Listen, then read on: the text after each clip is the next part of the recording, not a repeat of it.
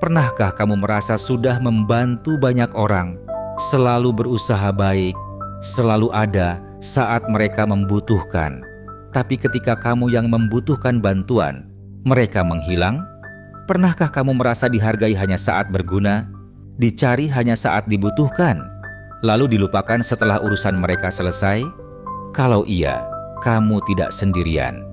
Dan ada satu fakta pahit yang harus kamu terima hari ini. Dunia tidak selalu menghargai orang baik.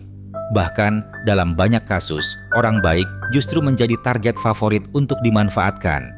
Kenapa bisa begitu? Apakah menjadi baik itu salah? Atau ada sesuatu yang selama ini tidak kamu sadari? Mari kita bahas sampai selesai. Karena mungkin ini akan mengubah cara pandangmu terhadap hubungan, pertemanan, dan kehidupan. Kita mulai yang pertama. Fakta pahit tentang sifat manusia. Ada satu kesalahan besar yang sering dilakukan orang baik. Mereka berpikir bahwa jika mereka memperlakukan orang lain dengan baik, maka orang lain akan melakukan hal yang sama. Sayangnya, kenyataan tidak selalu seperti itu. Karena manusia memiliki kepentingan, manusia memiliki keinginan, dan tidak semua orang memiliki hati yang bersih. Beberapa orang melihat kebaikan sebagai sesuatu yang berharga, tapi sebagian lainnya melihat kebaikan sebagai kesempatan. Kesempatan untuk mengambil keuntungan, kesempatan untuk meminta lebih banyak, kesempatan untuk memanfaatkan. Inilah fakta pahitnya. Ketika seseorang tahu kamu selalu sulit berkata tidak dan memaafkan, mereka akan terus mengulangi kesalahan yang sama.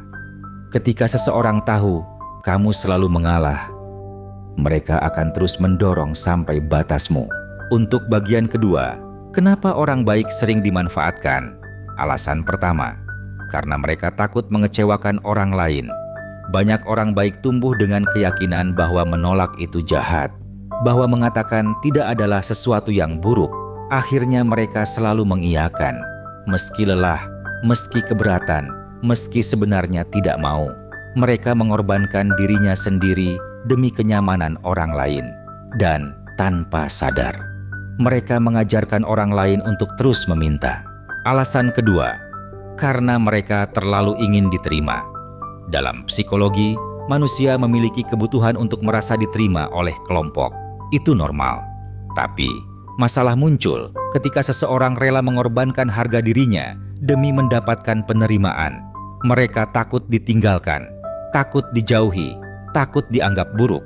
Akhirnya, mereka terus memberi, terus membantu, terus mengalah. Bukan karena tulus, tapi karena takut kehilangan hubungan. Dan orang yang manipulatif sangat mudah membaca kelemahan ini. Alasan ketiga, karena mereka tidak memiliki batasan. Kebaikan tanpa batas sering berubah menjadi kelemahan. Bayangkan rumah tanpa pintu. Siapa saja bisa masuk, siapa saja bisa keluar, siapa saja bisa mengambil apa yang mereka mau. Begitulah hidup seseorang yang tidak memiliki batasan. Semua orang merasa berhak atas waktu, tenaga, perhatian, bahkan uangnya. Sebelum lanjut bagian berikutnya, jika video ini bermanfaat, dukung channel ini untuk subscribe, share, like, dan komen. Lanjut bagian ketiga. Bagaimana orang manipulatif bekerja? Orang manipulatif jarang datang dengan wajah menyeramkan. Mereka tidak selalu terlihat jahat, justru sering terlihat ramah, dekat, baik, dan meyakinkan. Mereka memahami satu hal, bahwa manusia lebih mudah dikendalikan melalui emosi. Mereka membuatmu merasa bersalah, membuatmu merasa berutang, membuatmu merasa egois jika menolak. Aku cuman punya kamu. Kalau bukan kamu, siapa lagi? Kok sekarang berubah sih? Aku kira kamu teman yang baik. Terdengar sederhana, tapi sebenarnya itu adalah tekanan psikologis. Tujuannya membuatmu merasa bersalah, dan ketika rasa bersalah muncul, kamu akan melakukan apa yang mereka inginkan tanpa sadar. Bagian keempat, bagaimana tanda-tanda kamu sedang dimanfaatkan? Tanda pertama, Mereka hanya datang saat membutuhkan sesuatu. Saat hidup mereka baik-baik saja, mereka jarang menghubungimu. Tapi saat ada masalah, tiba-tiba kamu menjadi orang paling penting. Tanda kedua, hubungan terasa tidak seimbang. Kamu selalu memberi, mereka selalu menerima. Kamu selalu mengerti, mereka jarang memahami.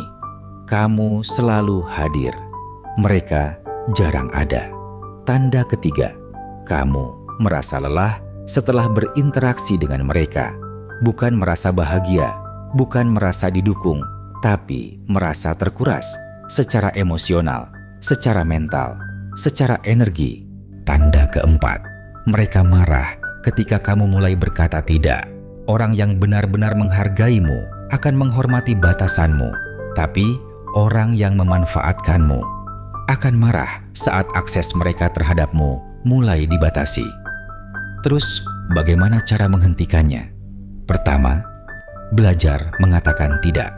Satu kata sederhana, tapi mampu mengubah hidupmu. Kamu tidak wajib menyenangkan semua orang. Kamu tidak wajib memenuhi semua permintaan. Dan kamu tidak harus merasa bersalah karena menjaga dirimu sendiri. Kedua, tetapkan batasan yang jelas. Batasan bukan berarti jahat. Batasan adalah bentuk penghormatan terhadap diri sendiri. Orang yang sehat secara mental tahu kapan harus memberi dan tahu kapan harus berhenti. Ketiga, berhenti mencari validasi dari semua orang. Tidak semua orang harus menyukaimu. Tidak semua orang harus setuju denganmu. Semakin dewasa seseorang, semakin dia sadar bahwa kedamaian lebih penting daripada persetujuan. Keempat, mulailah menghargai dirimu sendiri. Karena banyak orang memanfaatkanmu bukan karena mereka kuat, tapi karena kamu terlalu sering meremehkan nilai dirimu sendiri. Saat kamu sadar bahwa waktu, tenaga, perhatian, dan energimu berharga, kamu akan lebih selektif kepada siapa akan diberikan. Dari semua itu, ada perbedaan besar antara menjadi baik dan menjadi mudah dimanfaatkan. Menjadi baik adalah kekuatan, tetapi menjadi orang yang tidak memiliki batasan adalah undangan bagi orang-orang yang salah. Ingat ini baik-baik. Kamu boleh membantu, kamu boleh peduli, kamu boleh menjadi pribadi yang baik. Tetapi jangan sampai kebaikanmu membuatmu kehilangan dirimu sendiri. Karena orang yang benar-benar menghargaimu tidak akan memanfaatkan kebaikanmu. Mereka akan menghormatinya. Dan terkadang, pelajaran paling penting dalam hidup bukanlah belajar memberi, melainkan belajar kepada siapa kita harus memberi. Karena tidak semua orang yang membutuhkan bantuan benar-benar pantas mendapatkannya.